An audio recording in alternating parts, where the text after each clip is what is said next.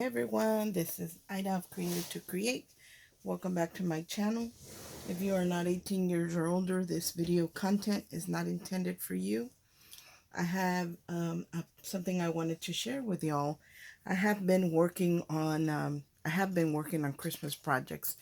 One of the things I have been working on is finishing up my little gingers. So the other day I did a tutorial on how I made my gingers, but you guys didn't get to see the finished product. So here is the finished product of my ginger. He didn't have the rick rack for his feet, so I added them. And I did gloss it up. I glossed up the candy cane and the mints and wherever the icing was. And then I added some icing to the top with, like faux sprinkles. So there's that one. And I did personalize it with my husband's name on the back. So it says Tony 2020. So, this has been a tough year for all of us, but, this kind of brings back to memory and hopefully we'll remember, that to appreciate every time, all the time that we have with our loved ones, or appreciate everything in general, really, because now we know that it can always get worse. And then here is the little one. After I had finished making my big one, I made a little bitty one because I wanted to make a dangle. So here is my little dangle that I created with the little one. And I did dig into my little embellishment boxes. A couple years ago, 2 or 3 years ago, I hosted a Christmas embellishment box swap.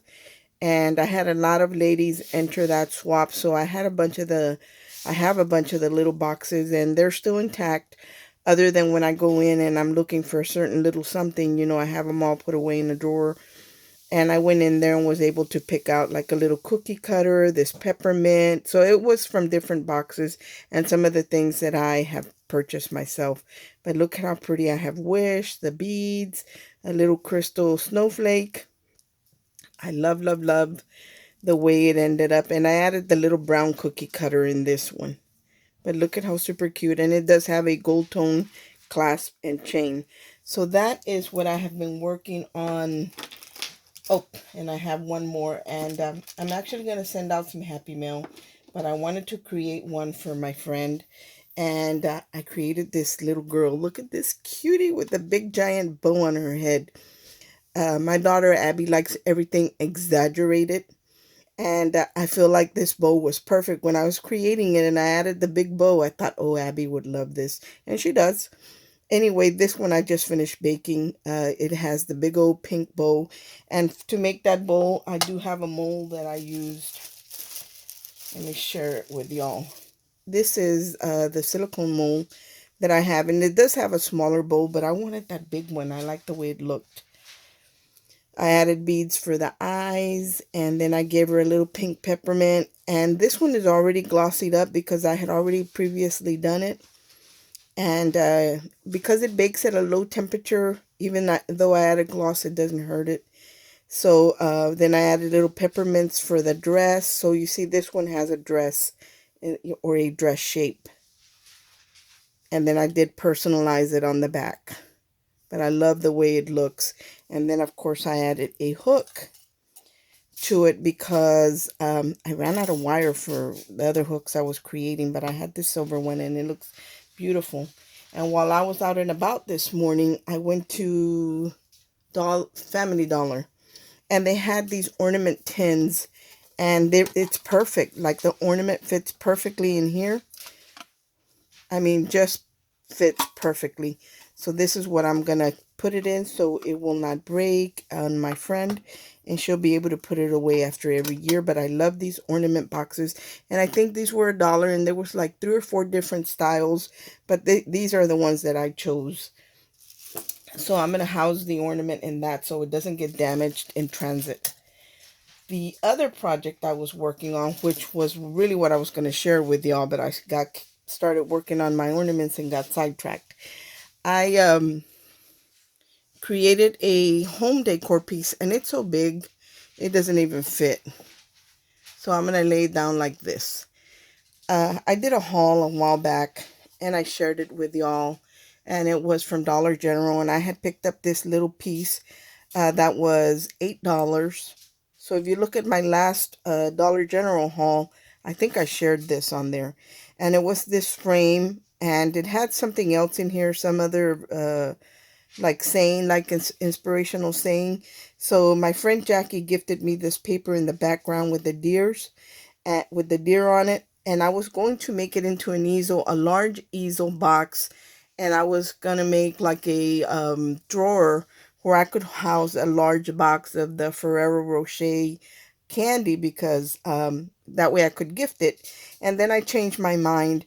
Um, so I added the piece right here. I think it was an 8.5 by 8.5. I only had to trim it down a little bit because of the script and the deer in the background. And then these two deer right here, the stag and the deer, the doe, are from Carnation Craft. And I did layer them up so it does have dimension. And then these flowers right here were created by, I believe, Michelle Randolph.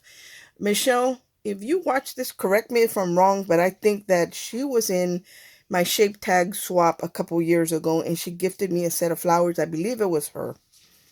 And then this piece in here is also you see the green ivy right there, and right here, poinsettia right here, and it's got like 3 ornaments right there. This is a tattered lace die. I hope that y'all can see it well. That's a tattered lace die. And then I added some little pine cones, some white pine needles, and some artificial snow. So this is a shaker. It is a shaker, but I don't want to shake it around too much because my phone will go crazy. On the top here, I added this snowflake with another acrylic snowflake on top. I felt like it needed something in the top, so I added that. And then at the base down here, I added just different little sprays that I had. This is a paper holly and paper roses. Like this is a foam rose. These are paper roses. Just things that I don't put away and they stay on my desk. When I'm working, I'll start looking around my desk and see what I can find that will match. I added some pine cones here, and I did add artificial snow to it. A little light. And then you guys remember these from Walmart? So I still had a few of these. Somebody gifted me some, my sister, I think. And I had 3 or 4 of them. So this one says "Let It Snow," and it's a tag, a wooden tag, and it did have a hole with a string on it, and I cut it off and just added a snowflake to cover the hole. And I added like some ornaments on this side, and this one has like a snowflake back here. And how I did this arrangement, I actually cut a piece of styrofoam, just a little block, a little square, and mounted it on the base, so I could, whatever I could pick in, I picked in, and whatever I could glue, I glued in, because a lot of these have a firm stem on them and you can just insert them into foam. And that's how I did that. Also, this actually lights up, so I'm going to light it up for y'all. Look at how pretty. I'm going to move the light a little bit so hopefully y'all can see. It's going to get dim. See the lights in it? Look at how pretty that looks. So this is definitely a home decor piece. And around the edge, I didn't paint it or anything. I left it the way it was because I like that wood rustic shabby look. And I just added snow. And the snow is actually on the acetate piece that I put on the frame. It didn't come with one. I just added, it was from a packaging, so it's that stronger acetate. And I added the snow after I had adhered it. And whenever I decide to change it, when I pull off the acetate, you know, I can just replace it and it won't be snow, like if I wanted to do it for spring or Easter or whatever. But I love these little mini lights, and I am going to share those with you. And in the back, I left it raw the way it was because I do like the way it looks. And there's my little light pack. I actually just carved out a little groove right there to pull out my wire to the back, and then taped it. This is on with Velcro. So here is the on and off switch for this little thing, and you can replace the batteries. Now, I'm going to try and explain, hopefully explain to you a little bit better on how I did the lights on the picture. The way I did the lights on the picture is I actually punched a hole in the area that I knew I was going to put flowers so it wouldn't show. So I punched a hole, and those lights are so tiny, I'm going to share them with you in a minute, that you can actually thread them through that little hole. And I pulled just about 3 or 4 lights out, and the rest I left behind. So I threaded them in through the back of my paper, and just left 3 or 4 out because I wanted for them to be brighter over here, because the ones that are behind the paper, you can see them, but they're just a little bit more dim. Here, let's turn this on again. You can see them, but see, they're just a little bit more dim versus the ones that are on the outside. So I only threaded 3 or 4 out. The rest are through the back of the paper, and just kind of tape them down because the wire is so thin. Believe it or not, I don't even have foam behind the paper because I wanted to have a natural wave, like just natural. I didn't want it to look flat like a picture, and really you can't even tell it. It's pretty much flat because the lights are so thin. And after I just kind of weave my flowers just kind of back and forth all the way to my paper, and just tape them in little areas so the wire wouldn't get bulky, so it's pretty flat. And I left the string long enough that I could pull it out. I left it long enough where I could pull it out and tape it. See how I taped it right here? You can see there's tape right here. That's how I did the back of the paper to hold the lines. But this wire here is thicker than the actual ones that have the light on them. I'm going to share those with you in a minute. But I love the way this project ended up.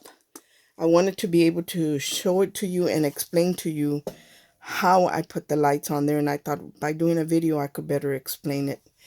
But that's all I did. Like I said, I just punched a hole, threaded them from the back of the paper to the front, just pulled 3 or 4 out, and the rest stayed behind the paper, and I taped them down.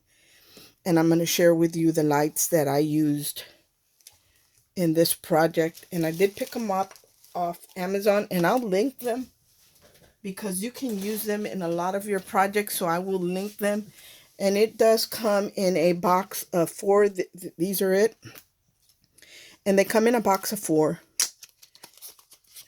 And I think they were around $10, under $10, something like that. But they're little bitty, and there's 6 in a box. So they're little bitty light packs. But see how thin that wire is? That's the wire that's taped in the back of my paper. When it gets a little bit thicker to the plastic, that stayed behind my actual project. So that's not behind the paper, but you could, because it's not that thick. But the wiring part is very, very thin, see? And it's only a few lights on there, perfect for any paper craft project. I think that if it would be a bigger project, like a large home decor, they're too small. But for paper crafting and boxes and frames and little shadow boxes, this is perfect, guys. So anyway, that's what I used here, and I will link these in the description boxes. I know some of you ladies are going to try it. And it was, like I said, very simple to put together. I can change the batteries when it wears out, and it does come with 6 in a box, and so you have plenty to do several projects. Thank you so much for watching. I hope that that you like what I created, and I hope that it inspires you to try it. It wasn't really hard. I felt like I was putting it off, but once I finally got to it and did it, it was major easy. I didn't have any trouble or anything like that. Thank you so much for watching. I hope everyone is having a great day, and God bless. Bye.